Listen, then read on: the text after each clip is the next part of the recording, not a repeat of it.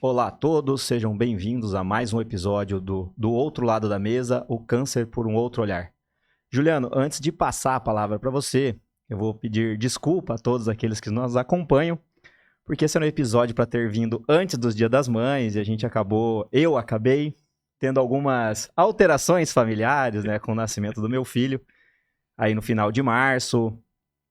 Teve alguns imprevistos que mais pra frente a gente conversa sobre isso e eu passei basicamente a metade, quase abril inteiro, tentando contornar a situação e graças a Deus tá tudo bem agora e com um pouquinho de atraso nós vamos fazer um episódio voltado ao Dia das Mães, mas vamos tentar ser mais romântico e como o Dia das Mães é uma data atemporal e todo dia é dia de comemorar o Dia das Mães, trazemos esse episódio de hoje para lembrar a força da mulher também como mãe. Juliano, um prazer estar ao seu lado. Opa, boa tarde, bom dia, boa noite, tudo invertido aqui, né?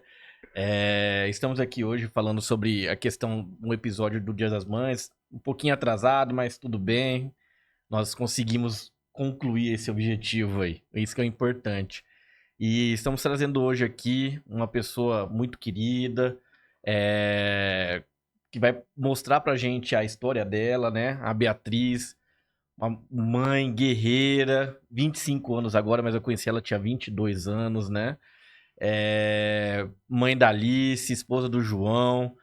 Vai contar a história dela pra gente aqui, como é que ela me conheceu, na verdade, agora está conhecendo você, né, Gabriel? Mas como é que ela chegou a mim. E esse episódio eu acho que vai ser muito legal aqui para as mães que passaram por isso também, para pegar força, para se identificar na história. Eu acho que isso vai ser muito legal. Beatriz, eu agradeço aqui pela disposição que você teve de vir aqui, de falar sobre o tema.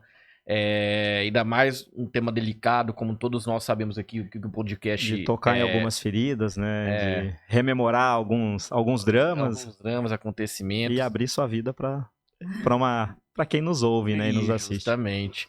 Agradeço muito aí. E primeira pergunta que eu quero fazer, assim. Primeiro, ela pediu, apresenta ela. Engenheira. Ah, verdade, Quando ele esqueci. me conheceu, era Quando eu conheci, era estudante. estudante de engenharia florestal, mas agora engenheira florestal, com muito orgulho. Muito. Formou depois de todo o processo que passou aí. E agora vai começar a carreira, né? Sim. Terminou a parte acadêmica e agora começa a carreira. E os desafios de ser uma profissional da área aí, De né? fato. Que não é fácil, mas deve ser muito prazeroso, Seguimos, sim, né? com certeza. Beatriz, assim, eu queria... Primeira pergunta, como é que você veio a mim? Foi isso em 2022, março de 2022 que me conheceu, mas conheceu o Dr. Aguiar Farina antes, pelo quadro. Como é que foi a questão do que você teve? Eu acho que eu não vou falar aqui o que você teve, eu prefiro que você fale. Mas como é que você descobriu isso? Como é que foi esse decorrer de você até você chegar ao meu consultório? Tá. Primeiro, eu agradeço, né, o convite, a oportunidade de estar aqui. E eu sempre falo dessa minha experiência com um olhar calmo. Nunca é. Tem muita gente que quer perguntar sobre e fica com receio. Para mim, não é revirar uma ferida de maneira nenhuma. Mesmo quando eu tive o diagnóstico, assim, eu tenho várias histórias engraçadas de quando eu tive o diagnóstico, porque eu sempre, por mais que fosse muito difícil, eu tentei ver sempre com um olhar muito positivo, muito mesmo. Mas para contar como a gente se conheceu, né, como eu conheci o Dr. Juliano, eu preciso voltar lá para o diagnóstico. Eu Quando eu tava, a Alice devia estar com minha filha Alice, quando ela estava com mais ou menos uns 5 meses, eu sempre fiz o autoexame, acho importante falar isso. Sempre tive o costume de, ao dormir, me tocar e ver. E quando ela estava com 5 meses, à noite eu notei um nódulozinho muito pequeno na minha mama direita. Na época, ele dizia assim, ter o tamanho de um grão de feijão. Aí eu falei pro João, meu marido, eu falei, João, ó, você consegue tocar aqui? Ele não conseguiu. Ah, não. Eu falei, ah, é coisa da minha cabeça. E isso foi passando. Eu viajei, falei, na época eu visitei meu pai, falei com a minha irmã mais velha, falei, ah, Duda, tô notando algo assim. Mas aí voltei de viagem, isso já no final do ano, e eu fui no meu ginecologista. Falei Isso em com ele, 2021, né, mais ou menos? 2021, se eu tivesse corrido e acreditado mais, teria tido o diagnóstico com 21 e não com 22. Aí eu volto para Cuiabá, fui no meu ginecologista e falei pra ele. Só que eu fui durante o dia e quem amamenta sabe que durante o dia as mamas cheias. Ele não conseguiu apalpar o nódulo, que nessa altura já estava maior. Passou-se aí um mês e pouquinho. E aí ele falou: ah, não deve ser nada, deve ser um gânglio, alguma coisa assim. Eu falei: olha, eu não me senti tranquila ali naquele momento. Falei: não, eu quero fazer um ultrassom. Vamos ver isso. Fui, fiz a ultrassom, a médica fez, mas assim, em um dado momento da ultrassom, ela praticamente falou para mim que eu estava procurando coisa onde não existia, que a literatura e tudo não tinha nada, que a probabilidade era baixa. Ela acabou encontrando um BIRADS 2, numa posição diferente, né? Vocês sabem que a posição é tipo um relógio. Uhum. E aí, o que eu notava era na posição de 10 horas e ela notou um BIRADS ali na posição de meio-dia. Eu sabia que era diferente, o tamanho que ela descreveu também. Não batia com aquilo que eu sentia. E aí, voltei pro meu ginecologista, falei pra ele, não tô segura. Quero uma segunda opinião médica. Aí ele falou, tá, vou te encaminhar pra um amigo meu, que é muito bom, doutor Aguiar Farina. Aí, doutor Farina, tentei marcar com ele, só que ele não pegava paciente sem diagnóstico. Uhum. Então, eu liguei lá. Sempre fui assim, comunicativa a milhão. Então, eu liguei pra secretária e falei, olha, é o seguinte, eu já tinha 22, tenho 22 anos. Eu tô- A palavra que eu usei foi exatamente essa. Falei, estou com um nódulo crescendo exponencialmente. Eu não sabia que aquilo, a taxa de crescimento era realmente muito acelerada, mas naquela hora eu queria que ela entendesse a minha preocupação. Então, eu falei, tá crescendo exponencialmente. O meu médico pediu que fosse o doutor Farina que me atendesse, então eu preciso. Nesse apelo, ela conseguiu uma vaga para mim. Meu médico teve que fazer um tempo, o doutor Farina me atender. E ele me atendeu. Um querido. Meu Deus, um beijo, doutor Farina. Eu sou apaixonada por ele. E ele me atendeu também. Aí eu tive que esperar um tempo, né? Eu esperei cerca de um mês para ele ter um espaço na agenda dele. Fui lá e já tava com mais ou menos 2 centímetros.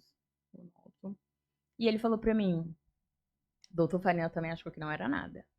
Não, olha, acho que não é nada. Naquela época existiam alguns rumores sobre efeitos adversos da Pfizer, que era a vacina da Covid que eu tinha tomado na época. E ele falou, olha, isso pode ser água, se você quiser a gente faz uma punção. E eu também sou muito corajosa. Falei, vamos. Ele trouxe uma agulha e ele foi fazer a punção e não saiu nada. Era sólido, né? Não tinha como. E ali, o doutor Farina agora ele vai saber, que eu sempre falo isso para as pessoas, mas eu nunca disse isso para ele. Eu acho que ali ele já sabia que era câncer. Ele já pediu imunistoquímica, quando eu recebi o resultado, eu já sabia tudo. Então, eu fiz a coribiópsia no dia 16 de março, no dia 30 eu recebi o resultado. E aí, quando eu li, eu já sabia, né? Carcinoma mamário invasivo, triplo negativo de alto grau. Nunca esqueço. Exatamente isso. Deixa eu só pegar um gancho. Antes de começar, você estava contando que antes do seu diagnóstico você vivia a melhor fase da sua É vida. verdade, verdade. De fato. E aí, como foi? Você vem de um parto com a Alice, você falou, tinha em torno de 10 10 meses. meses já no diagnóstico. Você já em dieta, perdendo peso, vivendo, como as suas palavras, vivendo a melhor fase da sua vida e se depara com esse diagnóstico de um câncer de mama triplo negativo de alto grau.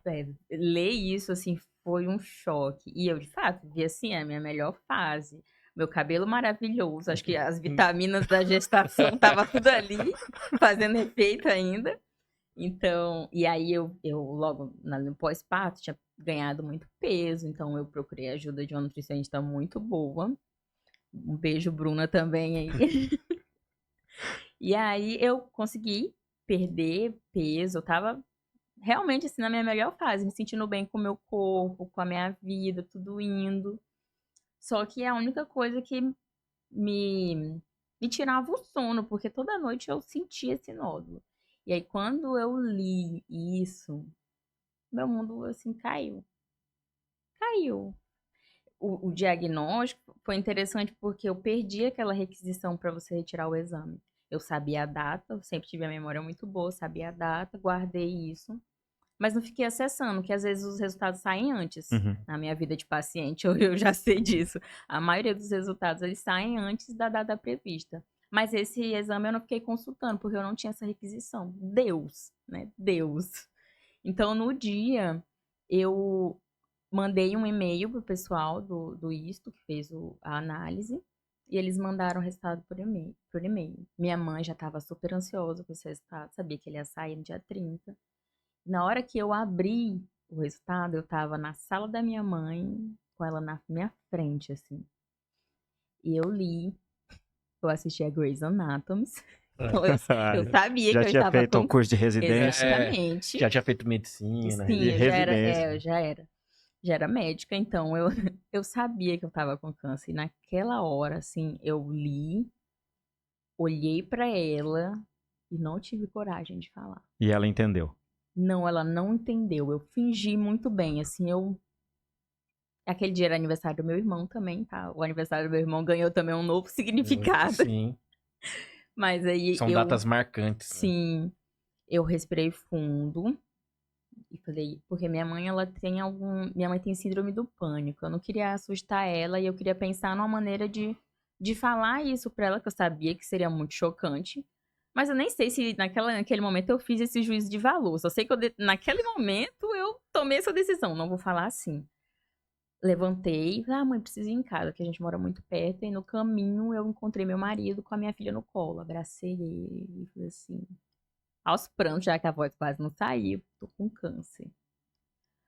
Aí ele falou, sério, e assim, o João, ele nunca duvida de mim. Então, ele falou, sério, mas ele falou sério, sabendo que eu tava falando Mas sério. é aquele sério mais Mas assim, não é tipo. uma indagação, Não é é. não é uma indagação, é É, quase uma pergunta retórica, né? Você sabe a exato. resposta, mas assim, é tipo. Sim. É que você não tem o que falar, né? Você quer dar Justamente. Quase eu uma. não quero acreditar É. nisso, né? Sim. Foi horrível. Foi horrível. E aí, durante um tempo, eu mantive isso. Na verdade, pra minha mãe, eu contei no mesmo dia. Que ela eu não conseguia, eu voltei, contei pra minha mãe. Aí ela ficou em choque, mas reagiu muitíssimo bem, mais do que eu conseguia, assim, imaginar que ela fosse reagir. E aí eu falei, não quero que ninguém saiba. Falei de pronto, falei, não quero que ninguém saiba. Aí ela falou, não, você tem que falar com o seu pai. Eu falei, não quero preocupar meu pai. Ela falou, não, é seu pai, ele precisa saber. Então, a segunda pessoa foi minha mãe a saber, né? Aliás, a Alice e o João, as duas primeiras, depois minha mãe. E o meu pai, liguei pro meu pai também ficou super abalado, chorou ainda. Minha mãe não tinha chorado naquele momento. E aí foi, foi horrível. Horrível, horrível. Aí, aquele dia eu tentei viver normalmente, graças a Deus era aniversário. Graças a Deus ou não, também não sei. Mas era aniversário do meu irmão, então a gente ficou nessa correria de, vamos fazer uma Você comemoração, tinha vamos outras comprar presente. distrações. E assim, hoje eu para tentar falar um pouco mais, eu fui reviver algumas fotos dessa época, assim, eu vi uma foto que eu acho que qualquer pessoa, se visse uma foto daquela no Instagram, jamais ia olhar para aquela foto e dizer assim, essa pessoa teve o diagnóstico de câncer nesse mesmo dia. Eu fui fazer a unha também, conheci uma pessoa incrível que me acompanha até hoje, a Ariane. Foi o primeiro dia, eu era uma pessoa que eu tinha muita vontade de conhecer o trabalho, e eu tinha conseguido marcar para esse dia. E a agenda dela super lotada. Eu falei, não vou desmarcar. Vou arrumar a unha. Então fui arrumar a unha. E nesse tempo, minha tia, eu tenho uma tia que é médica, irmã do meu pai. E aí ela ficou sabendo. Então, quando eu cheguei pra arrumar a unha, ela tava no celular. Então, bastante tempo de arrumar a unha. Eu não falei com a manicure, porque eu tava no telefone. Mas eu acho que eu consegui lidar com tudo da melhor maneira possível. E o dedo coçou, assim, pra ir buscar num Não site de pesquisa? Não tinha inteligência artificial, mas tinha o mas num Google, site né? de pesquisa, assim, câncer de mama triplo negativo alto grau. Enter. Importante. Eu tive diagnóstico no dia 30. E aí eu liguei pra secretária do Dr. Farina. Falei, olha, recebi o resultado do meu exame, preciso de um retorno com o Dr. Farina. Ela falou, consigo pra você dia 11 de abril. Dia 11 de abril, eu acho que eu teria surtado, teriam me levado pra Adalto Botelho se minha consulta fosse no dia 11. Falei, não. Eu falei, olha, aí de novo, né? Liguei pra ela, falei, olha, Aquela persuasão. com certeza, eu liguei pra ela, falei, olha, eu tenho 22 anos, estou com câncer de mama. Olha, gravíssimo. Eu não posso esperar. Ela conseguiu me encaixar para outro dia. Então, no dia 31, eu nem cheguei na parte de falar como eu conheci o doutor Juliano, né? Mas aí no dia 31, eu tive a consulta com o doutor Farina e de lá ele me levou pro doutor Juliano. Mas do dia 30 pro dia 31, acabou as comemorações do aniversário do meu irmão, teve bolo, teve tudo, tomei aquele banho. Fui descansar a cabeça no travesseiro. O João dormiu. Eu não conseguia dormir. Eu imagino. Eu não conseguia dormir. Amamentei a Alice. E, putz, assim, pus a Alice pra mamar e a gente dormia todo mundo junto na cama. Então, pensei, vou morrer. Sou tão jovem, eu tenho 22 anos, eu não vi nada da minha filha. Não tô vendo, não vi a minha filha, tipo, não vou ver a minha filha caminhar, correr, sabe? Aí eu fiz a pior besteira da minha vida, que foi ir pro Google. Aí Eu imaginei que aconteceria, porque a maioria faz isso. Não, aí eu fui pro Google, e aí quando você vê estatística, é triste. É triste sobre a vida de 5 anos e não sei o quê. Várias estatísticas diferentes, mas todas, assim, as piores possíveis. Então eu entrei em pânico. Aí fui pro Instagram procurar pessoas que tinham, né, perfis assim. Eu encontrei alguns inclusive abandonados, então eu tirei conclusões ali. Sofri muito, foi horrível. E a primeira coisa que eu disse pro doutor Juliano foi isso, de vi no Google isso. E ele falou, não olha mais o Google. E foi isso que eu fiz. Até hoje às vezes, eu tenho esse impulso de pegar um resultado de algum exame e querer olhar no Google. E aí meu marido, ele sempre fala pra mim, você já tá no Google, não vai pro Google. Porque foi aterrorizante. É porque no Google mostra tudo, não é que é tudo de ruim, são informações, né? Mas realmente, assim, a pessoa que não tenha, é leiga do assunto, querendo ou não, no início. Agora você já entende o assunto, querendo ou não estudou, mas pela vivência, pela experiência, você já começa a entender. Mas o primeiro impacto é justamente esse. É tudo assim, parece que vai batendo na sua mente, né? Tipo, só coisa ruim, né? E outra realmente dá um parte, desespero. a impressão que eu tenho é que a internet é alimentada por algoritmo. Isso não tem como. Sim. Quanto mais você busca uma coisa, aquilo começa a aparecer, e isso é que a gente vive no dia a dia. E o ser humano, me parece que ele é movido pela tragédia, né? Uhum. Então, assim, algo que é trágico, ele gera mais notícias, gera mais comentários. Então, assim, informações trágicas, elas têm um maior know-how. Então, a hora que você digita qualquer coisa de busca em relação à saúde, as primeiras notícias que vêm são as notícias mais trágicas. Com certeza. E câncer, infelizmente, está atrelado à morte. Não tem como negar. Culturalmente. Sim. Né? Tem o câncer, quando você fala disso, do câncer, de um diagnóstico, a notícia traz um ar fúnebre. Não, você já ganha uma chancela no meio da testa, assim, ó. Uhum. É Vai morrer. inevitável. Eu tenho uma história engraçada. A minha irmã trabalha em um mercado. E ela lá tem um... Agora todo mundo vai ficar sabendo. Eu espero que ele não assista. Mas assim, tem um entregador que ele é... Se vocês acham que eu sou comunicativa e falo demais, ele é muito mais. Então, assim, ele é super espalhafatoso. Então, ele ia fazer uma entrega na minha mãe, na esquina você já sabia que ele tava chegando, porque ele vinha gritando. E aí, nisso, né, não quero que ninguém saiba, eu demorei um pouco pra abrir pra mais gente. Eu falei pro meu pai, aí meu pai falou pra minhas tias, meu pai espalhou a notícia mais ali pra minha família de São Paulo. E eu falei pra minha terapeuta na época, acho que é importante falar que eu tive acompanhamento psicológico, que foi muito Isso é importante, muito importante. É muitíssimo, muito importante. muitíssimo. E aí, a minha irmã sabendo, a minha irmã acho que ela não conseguiu lidar também, ela precisou falar, e ela falou no mercado. E aí, o pessoal sabia, minha irmã era caixa na época, então acho que foram comentando e chegou nesse entregador. E assim, eu cortei o cabelo, quando eu comecei a fazer o estadiamento, meu cabelo tava enorme, assim, na cintura. Eu falei, agora eu vou usar. Eu queria até ficar loira, mas hoje eu me arrependi de não ter ficado loira, mas Ainda dá enfim. tempo? Não, Verdade. não, mas na O época. cabelo tá aí. Você tem um ponto. Mas na época eu cortei o cabelo aqui. E quando eu encontrei com ele, eu Mesmo antes de começar, Já de ter cortou. qualquer indício de tratamento, você já cortou já cortei. na hora que tava fazendo os exames. Porque gente tinha conversado com o doutor Juliano e o meu tipo de câncer ele já sabia que seria um tratamento agressivo, que não tinha chance do cabelo não cair. Então eu sabia que eu ia ficar sem cabelo. E aí eu falei, não, cortei aqui, guardei o cabelo, tenho até hoje, podia ter trago, né, pra mostrar pra você. Tenho até hoje.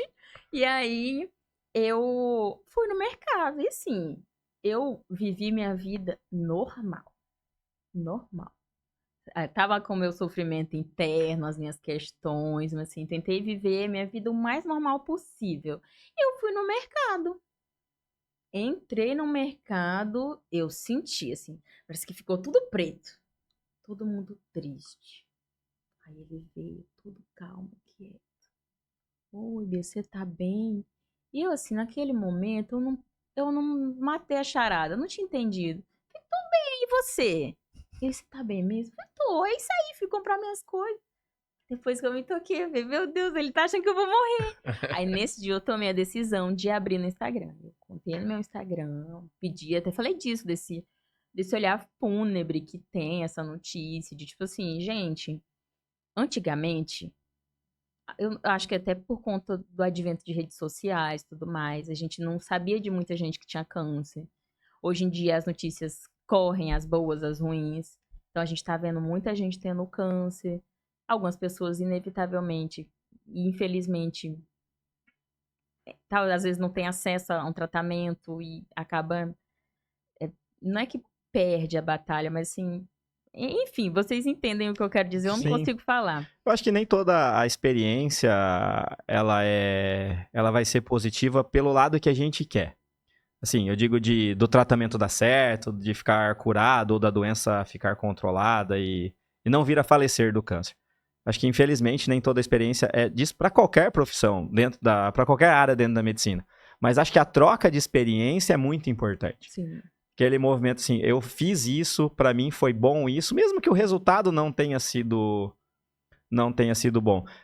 Quando a gente conversa do que a gente viveu, né, Juliano? Eu vejo do meu pai, que ele falava assim, tipo, chegou um momento que ele pediu para que as pessoas não fossem. Meu pai teve entre o diagnóstico e a morte dele foi muito curto. Foram 3 meses. E chegou um momento que ele falou que ele não queria que mais ninguém fosse visitar ele, porque todo mundo ia lá para velar. Ele se sentia velado. Se sentia mal Vivo. por isso. Né? Vivo. Então, isso é um sentimento que talvez, assim, se ele tivesse falado para as outras pessoas, trocado essa experiência, talvez as pessoas iriam para lá com outro olhar, e não que de pena. Sim. E isso é muito ruim, né? Porque você já tá num conflito interior muito grande, né? Sim. Eu fico imaginando a sua cabeça, a hora que você acabou de falar. Eu com diagnóstico e botei a Alice pra mamar. Naquele momento eu me questionei de será que eu tô fazendo mal? Será que eu tenho que parar de fazer isso? Sabe? Enfim, é muito muito leiga no assunto, né? Então, aí eu segui, só que logo eu precisei parar. E eu até falei, né, antes de ligar as câmeras, que o convite para participar desse episódio de Dia das Mães, eu vinha no carro e vinha pensando, assim, nossa, que coincidência, que grata surpresa e que coincidência, porque o diagnóstico foi muito difícil, e acho que, acho não, tenho certeza que é difícil para todo mundo, receber Um diagnóstico desse não é legal e ninguém quer. Eu, pelo menos, não quero de novo. Não, De jeito nenhum. essa resposta acho que é de todos que têm esse diagnóstico falam a mesma coisa. É que eu já vi gente falando assim, eu precisava passar por isso, de tipo, foi uma bênção. Eu já vi vídeos da pessoa dizer assim, o câncer foi uma bênção na minha vida. Gente, Não, mas é perspectiva também. Não, mas é questão assim, é que às vezes a pessoa estava por um caminho tão fora do eixo que o câncer fez com que ela se encontrasse e voltasse pro eixo. Eu acho que a perspectiva dessa frase é justamente isso. Tipo, pelo menos as pacientes que me falaram isso, que o câncer foi a melhor coisa que aconteceu na vida delas, de algumas pacientes isso é um relato não tão infrequente no nosso dia a dia, acho que é pelo o encontro. Teve uma paciente que falou assim, doutor, eu era tão arrogante e eu não tinha nada. Eu era arrogante, eu tratava as pessoas mal. E ela falou que o câncer fez com que ela entendesse que a vida dela não era aquilo. Que ela falou que hoje ela conseguiu prosperar no negócio dela. Então, assim, se ela não tivesse vivenciado o câncer, hoje ela seria uma pessoa insuportável. Isso foi palavra dela. Então, talvez assim, é aquela ideia, igual eu brinco. Eu já mergulhei com um tubarão branco. Experiência ótima, maravilhosa. Você faria de novo? Não. Então acho que é mais ou menos nesse contexto, entendeu? Ao meu ver, eu acho que na verdade o que eu já até falei aqui, faz as pessoas que só enxergavam o macro, só aquele sonho, talvez de almejar, sei lá, um carro, uma casa, algo material talvez, e com o diagnóstico ela percebe que na verdade ela tem que começar a enxergar as coisas pequenas da vida, tipo contato com o filho, contato com o familiar. Então, talvez acho que essa frase, na verdade, é mais pra isso, assim, não é que é uma benção, não é. Mas, assim, faz a pessoa enxergar diferente o ponto de vista da vida dela. Mas a hora que você vai no objetivo da pessoa, o objetivo é ficar curada e não ter mais a doença. Mas, assim, talvez o diagnóstico fez com que ela encontrasse um motivo maior da vida. Sim. Abriu a cabeça, né? Exatamente. Tirou aquele foco que era só... Tem muitas pessoas que são workaholic, né? Só trabalho. E, tipo, quando tem esse diagnóstico, respira. Por incrível que pareça, mesmo com o diagnóstico, a pessoa para, respira, parece que tira a cabeça debaixo d'água, né? E olha em volta e fala, não, eu tenho que dar valor em outras coisas. Começa então, acho que é mais ou menos assim, talvez, obviamente, guardado as devidas proporções, é aquele seu olhar. Eu não vou ver minha filha crescer, então pera lá. Então, talvez o meu trabalho não tenha essa importância toda. Eu vou viver mais próximo do meu filho. Sim. E eu fiz isso quando eu estava na faculdade, estava no primeiro ano de faculdade. Eu abri mão de muitas coisas da faculdade para voltar para minha cidade para ficar mais tempo com meu pai. Tá certo que eu peguei prova final, quase reprovei, mas se não, eu tinha ficado quase 6 meses sem ver meu pai antes, porque você fica naquela, não, e um final de semana é cara, a passagem é cara, não tenho dinheiro pra ir, era perto. Mas daí você sempre tem um motivo pra ir adiando. Eu vejo com a minha mãe, quando teve o diagnóstico, eu tinha acabado de voltar. Ela que ia mais em Campinas do que eu, vinha pra cá por tempo de residência, e também porque ela adorava a cidade, né? Então ela ia mesmo. Mas assim, hoje em dia eu percebo que eu tento muito mais, lógico, é difícil, mas tento ir mais, ficar com ela, ter participações assim com a família do que antes. Óbvio que a maturidade também mudou muito, mas você percebe que você começa a procurar mais ficar com as pessoas assim por causa dessa mudança, porque esse diagnóstico causa essa mudança no seu pensamento, no ambiente familiar. E até aí, é um gancho aqui que eu queria perguntar. Primeiro, a primeira pergunta, quando você chegou no meu consultório e eu falei, triplo negativo, tem que fazer uma quimioterapia e a questão de parar de amamentar. Como é que você se sentiu com isso, primeiramente? Foi muito difícil. Muito difícil, porque eu pesquisei muito a minha gravidez. Eu sempre tive muita vontade de engravidar. Muito. Assim, acho um evento fisiológico incrível. O parto. Então, nossa, documentários, assim. Você estava pronta para ser mãe. De fato. Eu queria muito, mas eu não planejei a minha gravidez, por incrível que pareça. Eu não planejei. Mas quando eu, de fato, aceitei que estava grávida e tudo mais, eu abracei isso e eu estudei muita coisa. Então, eu queria A única certeza que eu sempre tive, era duas, na verdade, é que eu não queria fazer uma cesariana, queria ter um parto normal e amamentar até os 2 anos. Então, quando eu volto do consultório, que o doutor Juliano falou pra mim, precisa parar de amamentar. Vamos começar a quimioterapia, precisa parar de amamentar. Como que faz isso, sabe? Tipo assim, eu voltei pra casa e fiquei pensando, como que eu vou fazer isso dessa forma tão abrupta, né? Assim, vira um dia, Precoce e abrupta, né? sim, E não dá tempo nem de pensar, né? Porque assim, você precisa parar de amamentar e é pra agora. sim, sim. E assim, a Alice não pegava mamadeira, nada, era só eu e não tinha nada. E aí, nossa, a gente comprou uma fórmula, teve alergia. Começa essa saga, né? Teve alergia. E aí foi o que eu sofri mesmo. Falei, pronto, eu vou parar de aumentar, como que eu vou fazer? Aí, pra minha sorte, na segunda marca deu certo. E primeiro dia, ela chorando, querendo mamar, eu com o peito enorme, doendo muito, assim, empedrando já. Não podia amamentar. Eu me sentia muito culpada. Assim, às vezes eu ficava pensando, será que eu tô fazendo certo? Será que eu tô tomando a decisão certa? Será que eu não tenho que, sei lá, seguir aqui e depois fazer o tratamento? Não sei. Aí, muita conversa com a minha terapeuta. Ela foi me orientando e, assim, eu fui conversando com a Alice. Assim, eu vou falando isso, parece que teve um intervalo de tempo, mas não teve. Foi Tudo ao dias, mesmo 2 tempo, dias, 3 dias eu consegui desmamar a Alice. Graças a Deus, assim, Deus muito bom. E a orientação da Gabriele, a doutora, né, a Gabriele Mesalira, ela falava pra mim, Bia, conversa com a Alice. Ela é muito pequena, mas inconscientemente isso vai ficar. Absorvendo. E aí eu falava pra ela, Alice, eu não tô fazendo isso porque eu quero. Não foi uma decisão consciente, tipo, eu não queria fazer isso com você, mas é necessário. Eu quero ver você crescer, então eu preciso fazer esse tratamento. E incrível. Isso aconteceu num dia, conversei com ela de noite. No outro dia ela pegou a mamadeira e nunca mais pediu. Parece que entendeu, né? Parece que entendeu. Ela não falava nada, mas Parece que Deus coloca a mão assim de fato. e dá o entendimento. Beatriz, mas eu fico olhando você contando e ouvindo, é aquelas decisões de mãe, né? Porque só tem mãe, só mãe faz isso. Nós somos pais, Sim. mas só mãe faz isso. É aquela decisão que você toma, por mais dolorosa que seja, mas é a decisão pro bem do filho.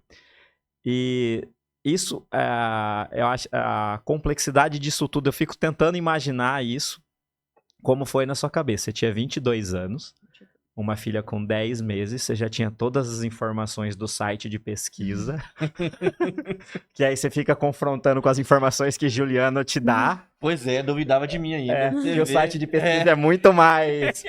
Ele tem sorte que não existiu o chat GPT ainda. E ali, assim, a gente sabe, a quimioterapia não é nenhum... Não é um mar de rosas, né? Não é nenhum chá de hortelã, não é nenhum soro de reidratação, não é nem um polivitamínico. Não.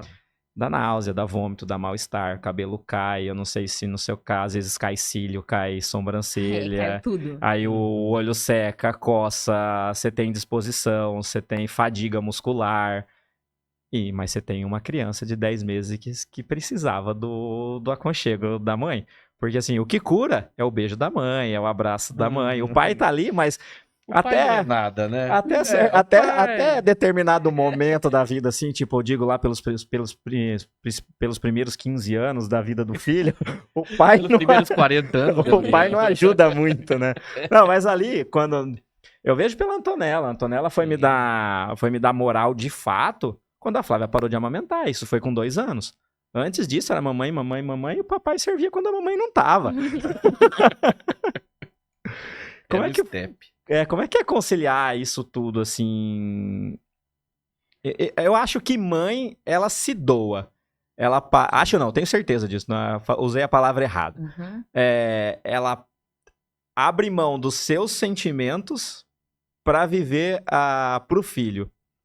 Mas nós estamos falando de efeitos colaterais que se repetiam ali, eu não sei que esquema que você usou, mas a cada 21 dias ou a cada 15 dias tinha uma replicação 15 desses dias. Você sabe qual esquema foi usado.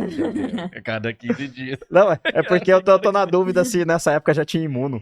Não tinha. Então... Foi 22, não, eu não fiquei, tinha. Eu fiquei na dúvida se já não tinha... Foi dose densa. Foi dose densa. Então era a cada 15 dias você tinha um sorinho vermelho que adentrava as suas veias e fazia um estraguinho. Sim, queimava.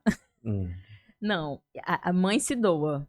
E a minha se doa muito. Minha mãe foi minha rede de apoio, minha mãe e minha irmã. Eu fiz o máximo, assim, eu lidei com o diagnóstico e o tratamento da melhor maneira possível. Mas eu tive muitos efeitos colaterais. Vomitava muito, tive muito mal-estar, muita dor de cabeça. Então, nem sempre eu consegui. É tão tal que algumas decisões como mãe não foram respeitadas, assim, porque aí a gente entra até em uma outra seara, né? Mas, assim, eu não queria que a Alice tivesse acesso a telas. A Alice precisou ter acesso a telas nessa época, porque em alguns momentos a gente precisava. Era um suporte, né? Não tinha como... Infelizmente, sim. Precisava recuperar suas energias, né? Sim. Aí eu me sentia culpada aí também. Puxa, não queria. Enfim.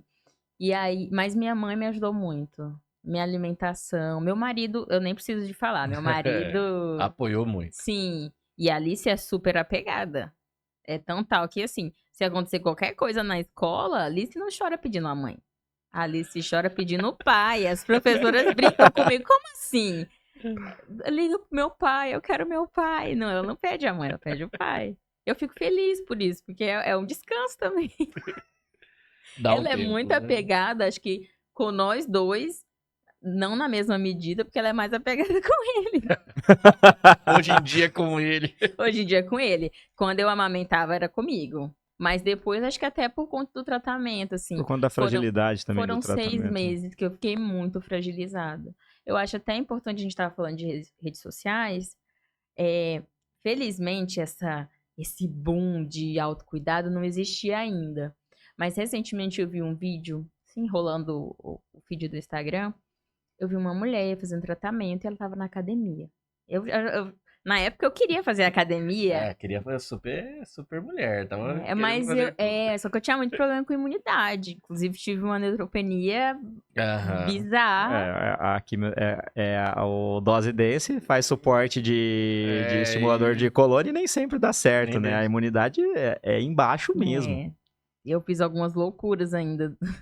Porque assim, eu queria viver. Se entregando. Totalmente. E aí, perdi o fio da meada. Não lembro. Você queria fazer academia, que você queria viver. Sim, queria fazer academia. Aí o doutor Juliano falou pra mim que eu poderia, mas teria que ir de máscara, às vezes sim, às vezes não. Observar como que meu corpo ia reagir. Depende dos efeitos colaterais. Isso. Né? Aí eu tomei a decisão, achei mais seguro e cauteloso não ir. Só que eu vi esses dias um vídeo de uma pessoa falando que, se você tá em tratamento, a pessoa faz tratamento oncológico, você tem que seguir sua vida normalmente, tem que ir pra academia, se você não estiver muito bem, não sei o quê. Eu fiquei pensando, gente, quantas pessoas, às vezes em sofrimento, vê um vídeo desse e pensa, puxa, por que eu não consigo? Eu teria sofrido se eu tivesse visto um vídeo daquele. Tipo assim, será que tá acontecendo alguma coisa de errado comigo, com o meu tratamento? E não. Assim, cada pessoa reage de uma maneira diferente. E você precisa respeitar o seu processo e ver tudo de uma maneira positiva. Eu sempre fui muito positiva. Em nenhum momento eu falei assim, estou com câncer, vou morrer. Exceto quando eu tava no hospital. Porque eu, de fato, fiquei muito ruim, assim. Foi horrível. Mas, fora isso, era sempre...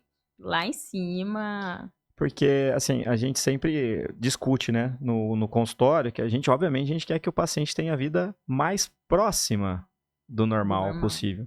Mas, assim... Mas nem sempre é possível. Não, exatamente. Mas o maior fator limitador é o próprio paciente. O paciente, ele tem que aprender a reconhecer os sinais do corpo.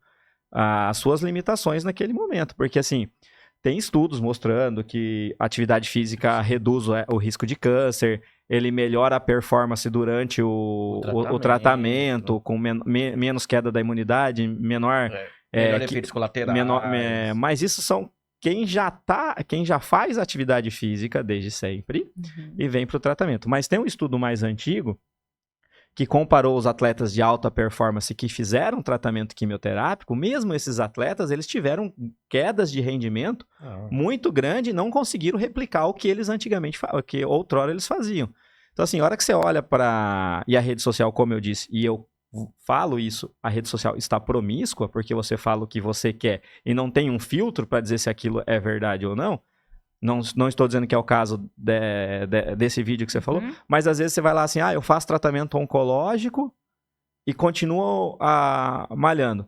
Às vezes a paciente está fazendo um bloqueador hormonal já no final do 5º ano, um tratamento com menos efeito colateral. Mas mesmo assim tem pacientes que mesmo no bloqueio hormonal tem dores articulares que são limitantes. Então, assim, o limitador tem que ser o próprio paciente. E a hora que você coloca, assim, na rede social, eu faço isso, isso gera uma impotência naquele que está ouvindo e não consegue desenvolver a mesma atividade que chega a machucar. Fica essa sensação, né? Você fica... essa palavra certa, né? Você fica impotente e você entra numa depressão pra isso, né? Sim. Porque... Eu acho perigoso. Sim. Muito, muito perigoso. E eu tenho uma outra pergunta. Você falou da questão... Desculpa, eu vou fazer umas perguntas aqui. Você tava fazendo a questão Você falou da questão da químio, da questão de parar de amamentar. Uma outra coisa que eu percebo que você passou, eu passei também, como nós somos acompanhantes de pacientes oncológicos, né? Como é que foi a mudança de contato, de comportamento da família com você? Até da sua filha, que a Alice tinha 10 meses. Você já comentou aí essa dificuldade da amamentação, de cessar, de ficar mais manhosa por causa disso, de usar tela, mas... E o marido, a mãe, você falou que ajudaram, mas como é que foi essa mudança de comportamento? Olha, nesse sentido, o câncer me aproximou muito da minha família. Porque eu desacelerei, sabe? Tive que ficar... A gente já vinha ficando em casa por conta da pandemia. Sim. Mas eu precisei ser cuidada e eu me permiti isso, acho que eu precisava disso. Então eu me aproximei muito da minha mãe, o nosso relacionamento mudou muito pra melhor. Com meu marido, assim, hoje eu amo ele muito mais, porque ele cuidou de mim de uma maneira que não dá pra eu descrever nem falar aqui. O João raspou a minha cabeça. E a gente sempre falava de cabelo e tal. Então, aquele dia, assim, o dia que ele falou, eu falei, eu quero raspar. Ele falou, você quer? Então, bem, eu raspo. E aí, ele terminou e eu tava sendo super forte, né? Abracei ele falou, você tá linda. Aí eu não consegui mais falar nada. Eu chorei horrores. A minha filha foi tranquila, assim, era uma criança, né? Muito pequena, ela não entendia muito. Hoje em dia que ela vê algumas fotos e fala assim, minha mãe tava doente, mas não entendia muito. Aí agora minha sobrinha, ela tava um pouco maior. A Isis, ela tava com 4, 5 anos. Já entendia mais. Já entendia. Um episódio que foi engraçado, assim, mas que me doeu naquela época, foi quando eu raspei a cabeça, foi muito difícil lidar com ficar sem o cabelo. Não pelo ficar sem cabelo também, mas pelos olhares que isso atraía. É isso. Meu pai me deu uma peruca na época. Eu tentei usar, só que eu não ficou legal. Uma vez eu fui pra universidade, ninguém me reconheceu, foi horrível. Juro, parecia que eu tava fantasiada, ninguém me reconheceu. Eu passei por um professor e ele não falou comigo. E eu fiquei assim, será que não tá num bom dia? Mas não, depois eu percebi que ninguém estava me reconhecendo. E aí, de novo eu perdi o fio da meada. Como é que foi? Da Você faculdade? você ficou careca, que a dificuldade do olhar eu ia falar da sua sobrinha. Aí, eu decidi que não ia usar mais a peruca. Aí o meu marido falou assim, vamos comigo em tal lugar. E aí as meninas iam junto com a gente. Eu não lembro onde a gente ia. E aí eu falei, tá, então vamos. Eu me arrumei. Assim, me arrumei, careca. Aí ela veio com um chapéu pra mim. Ela me deu um chapéu e falou assim, tia, põe o chapéu que você tá muito feia. Criança, ela é. Nossa, eu não queria sair mais. Porque eu já tava me sentindo muito mal, tava sendo muito difícil lidar com aquilo naquele momento. Depois disso, assim, eu consegui melhorar muito. Muito. Lidei depois disso, assim, mais ou menos um mês careca, eu já vestia a camisa e tava super bem. Ia pra todo lugar, já entrava nas filas preferenciais. Começar a assim, tirar não me proveito julga. daquilo que a vida me Exatamente, deu, eu né? acho justo. Eu acho Tirar justo. proveito daquilo que a vida me deu, Sim, né? sim. Mas às vezes, assim, eu devolvia o incômodo. Tipo, a pessoa tava me incomodando com os olhares, eu incomodava de volta. A pessoa tava me olhando assim, com cara de, tipo assim, ou com dó. Aí eu olhava, encarava de volta. Vou devolver o incômodo. Principalmente quando eu ia fazer medicação na Unimed, assim, o pessoal ficava olhando. Tipo, meu Deus, será que tá morrendo? Não. Eu queria, assim, eu sempre falo para as pessoas da minha experiência, o meu objetivo é sempre que as pessoas não olhem para o diagnóstico, para o que ela lê no exame, como uma sentença de morte. Não é. Não é. E também que as pessoas não tenham medo de procurar ajuda médica. Eu conheço pessoas, que infelizmente não posso citar nomes, mas que deixou algo se agravar tanto sem procurar ajuda médica, sabendo do que O tinha. medo é só de fechar o diagnóstico, né? Porque a impressão do que é já tem, né? É como se, tipo assim, se eu não souber, o Se não problema vier não. escrito ali que é câncer, não é. Não é. Então, Não, é... e E assim, se esconde atrás disso, né? e assim eu sei de um caso super grave, de um osteosarcoma. Muito grave. A Uhum. pessoa foi deixando depois.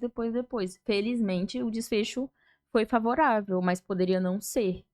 Então, o que as pessoas tenham esse olhar de se cuidem.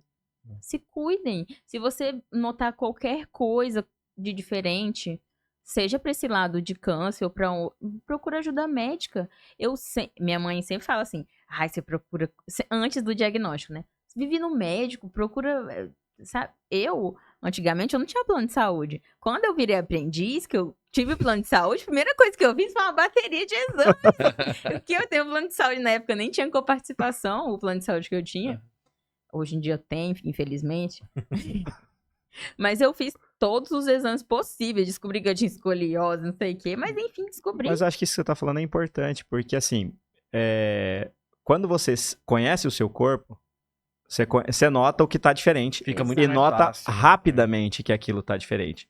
E nem tudo que é diferente pode ser doença. Mas não dá também pra você comprar que não é. Exato. Então vale a pena. Fica Se muito cuidar, mais fácil vai ao diagnosticar. médico, nas primeiras mudanças, vai ao médico, se não for nada, ótimo. Perfeito. Não é nada, segue a vida, pelo menos já aquele lá você checou. Esse não é nada. Exatamente. Pode falar, por favor. Eu por favor. penso exatamente isso. Exatamente isso. E eu queria fazer uma outra pergunta também. Tá Porque questionador, né? eu tô questionador, você percebeu? Hoje eu tô questionador. Porque mãe é ser mãe, esposa, Ó. filha, né? É ser tudo isso. E além Estudante. isso que eu ia chegar. A jornada e além de toda disso, mãe, né? Você era estudante. Como é que foi levar isso durante o tratamento? Você trancou, né? Deu uma pausa. Como é que foi voltar à rotina do estudo? Me conta mais pra gente aí, como é que foi isso daí? Bom, a gente, quando eu tive o diagnóstico, estávamos voltando de pandemia, né? Ensino remoto. Eu fiz cerca de 4 semestres remoto. Logo que eu tive o diagnóstico, era a volta pro presencial. E aí, no início do tratamento, que eu tava me sentindo bem ainda, que foi até nessa vez que eu falei que eu fui de peruca, fui numa aula, e eu assim, achei que eu ia conseguir levar, só que aí veio levar no presencial, né? Veio os efeitos colaterais fortes. E aí eu decidi que eu ia pedir um ensino domiciliar, porque é um direito, e eu recorri a essa possibilidade. Felizmente, eu tinha uma coordenadora de curso muito humana, que me ajudou muito, a professora Carla Cassiano. Se eu nunca agradeci ela, eu deixo aqui meu agradecimento, me ajudou muito, muito mesmo. E aí eu decidi reduzir. Eu não queria parar, até por orientação da minha terapeuta, de tentar seguir com as minhas atividades. Só que de uma grade que eu tinha 7 matérias, eu peguei 2. As mais fáceis, assim, que eu julguei. E também tinha a questão de, essa matéria é possível fazer remotamente ou não? Porque o meu curso é um curso muito prático, com muitas aulas de campo e tudo mais. Então, algumas matérias eram impossíveis de ir para esse modelo remoto. E aí eu peguei fiz 2 semestres remotamente, né, no ensino domiciliar. E foi tranquilo. Foi tranquilo, assim, eu consegui lidar muito bem, os professores entendiam a minha rotina, né, que era incerta. Um dia eu tava bem, no outro dia eu não tava tão bem. E eles conseguiram me atender. Felizmente, feliz ou infelizmente, vínhamos da pandemia, então alguns professores tinham materiais prontos, né, para me atender. Então alguns me mandavam links de vídeos que eles tinham gravado. E foi bem tranquilo. Bacana isso aí.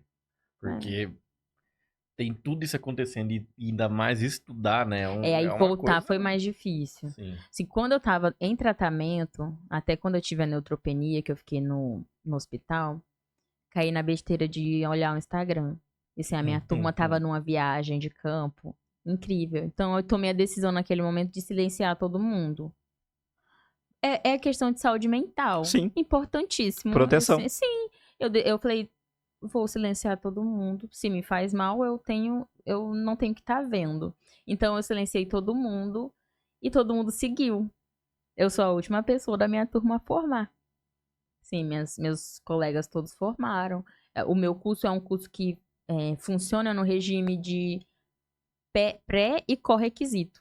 Tem matérias que eu só consigo fazer se eu tiver feito uma, e outras que eu só consigo fazer essa se eu estiver fazendo essa concomitantemente. Então é um modelo que você perde 1 ou 2 matérias, você vai ficar muito atrasado. Então eu voltei, mas quando eu voltei me respeitando muito. Foi difícil de voltar para a universidade sem os meus amigos. Eu não estudei mais com os meus colegas de turma. Foram novas pessoas. Como se fosse um abandono. Eu me senti assim, deixada para trás. Mas graças a Deus, assim, os meus amigos me deram suporte, né? Os que ficaram. Porque o câncer também tem disso.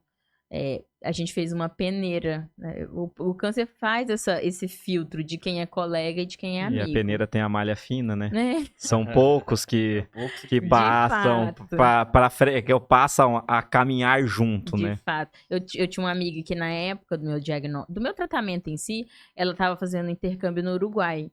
Ela foi muito mais presente do que amigos estavam próximos fisicamente falando. Então, o câncer tem disso, infelizmente. Ou felizmente também, porque a gente descobre os de verdade, né? Eu sei quem são. Exatamente, a seleção é natural, né?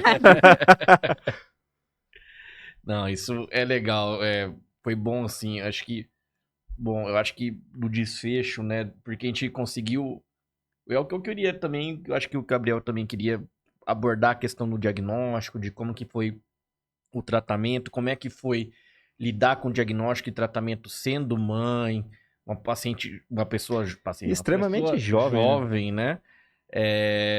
E abordar também essa questão da faculdade. Hoje em dia aí, tá formada, falta só a colação, né? Mas tá formada, tá entrando aí no mercado de trabalho, ativa, filha já 4 anos, né? A Alice já tem.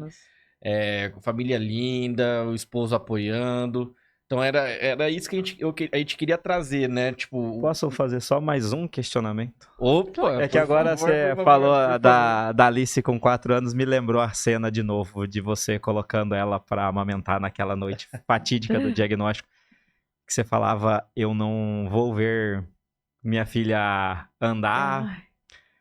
Um ponto, infelizmente, foi fato.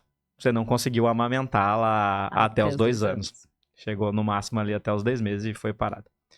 Mas você viu sua filha andar. Provavelmente você viu ela falar as primeiras palavras. Se não tá indo, você vai ver ela entrar na escola já. E como que é você olhar hoje para a Beatriz de hoje, para aquela Beatriz do dia, se eu não me engano, 30 de março, é isso? 31 de... Não, 31 30. foi a 30 de consulta, março, 31 foi a consulta. É verdade. Dia 30 de março de 22, é isso? É. Isso, 22.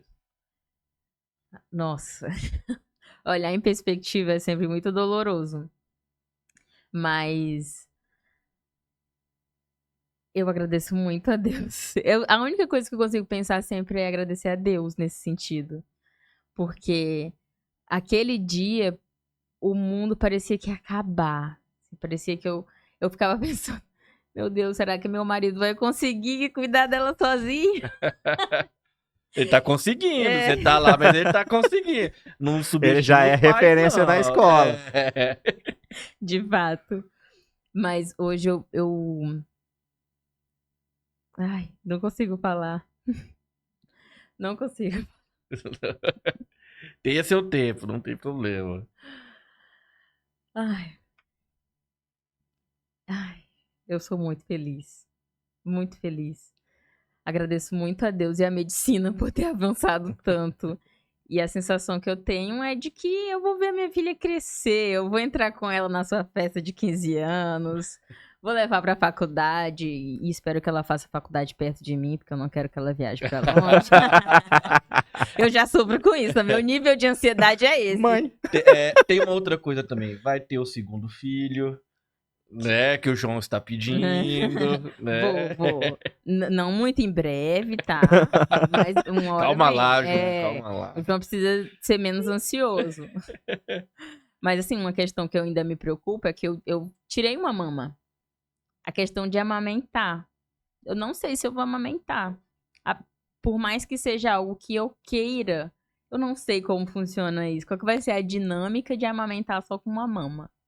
Então... Mas é uma preocupação da Beatriz do futuro. exatamente, Calma, vamos deixar pra lá. Vamos deixar por pro futuro. Sim. É. Porque talvez, olhando para trás, você foi interrompida de amamentar a Alice e você conseguiu, por outras formas e fórmulas, Justo. fazer com que ela crescesse Literalmente. saudável. Justamente. Então, acho que isso não é um ponto fundamental na sua De preocupação e também não é por uma preocupação para agora. Agora. Eu fico muito feliz de ver a Beatriz aqui, porque conheci ela no diagnóstico, no momento mais difícil. Com a filha, eu lembro que quando ela chegou pra mim com um bebê de colo, né, 10 meses, me apertou muito o coração também. Acho que quando você pega um caso assim também, né, Gabriel, te aperta o coração, não tem como, mesmo você sendo médico, técnico naquele momento, mas pô, você também é uma pessoa, um ser humano, né? Então, aperta, vindo com o João, depois aí sua mãe também, a gente se conheceu. E assim, eu fico extremamente feliz por que você se tornou, formou, tá aí mãe, conseguindo tocar a vida. Não, assim, mas realmente me deixa muito feliz, né? Lógico, o êxito do que a gente conseguiu fazer foi correto, tá dando resultado, está fazendo o segmento certinho. Às vezes desaparece, né? Mas Quando tá tudo bem, sempre Às desaparece. vezes eu Quando esqueço tá... um exame ou outro, que é muito exame. Mas eu tô sempre não, mas certinho. traz. Mas assim, eu fico muito grato por ver sua história de vida, por ver você aqui, por ter compartilhado essa história com a gente, ter vindo aqui, né? Isso é uma coisa incrível e que, como eu falei anteriormente, que isso sirva de lição e de aprendizado e de apoio para as outras pessoas que possam estar passando por isso. Beatriz, aqui um pouquinho pro final, você já fez umas considerações finais, já deixou uma mensagem, mas você queria reforçar alguma coisa para as outras mulheres, para os outros pacientes com câncer, para as outras mães?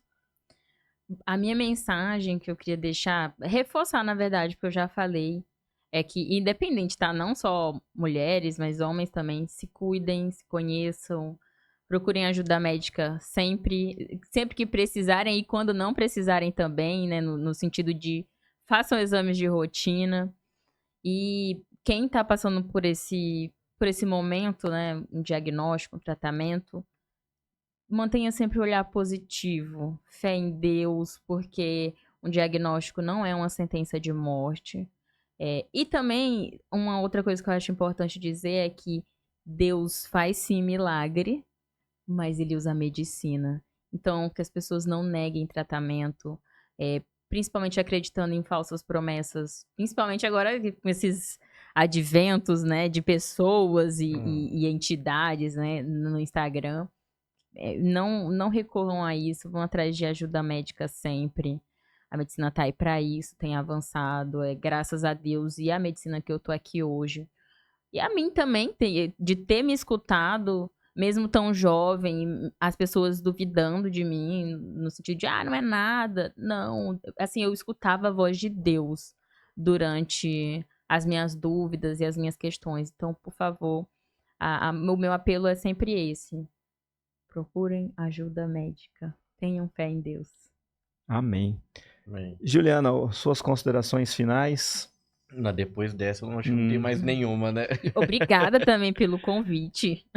Eu escuto muito podcast, eu tô me sentindo muito chique aqui. Que isso. Tira uma foto minha com o microfone pra eu postar. Então, eu queria agradecer a Beatriz, que aceitou o nosso convite. Ela que é nossa ouvinte assídua, dá feedback. faz os feedbacks do que a gente precisa melhorar, Eu falei, Gabriel, tem qual o um melhor paciente que deu tema, feedback. qual o melhor tema a ser abordado. Então é isso que a gente espera, que a gente tenha os feedbacks sempre para que a gente consiga cada vez mais melhorar, trazer pautas mais interessantes e mesmo atrasado, essa é uma singela homenagem ao Dia das Mães do outro lado da mesa, com essa presença brilhante da Beatriz que mostrou a força que a mulher tem, a força de ser mãe, de ser mulher, de ser esposa, de ser filha, que soube deixar ser cuidada pela mãe. Obrigado por abrir a sua história com a gente e com todos aqueles que nos escutam. E até o próximo episódio. Fiquem com Deus. Um abraço. Até mais, pessoal.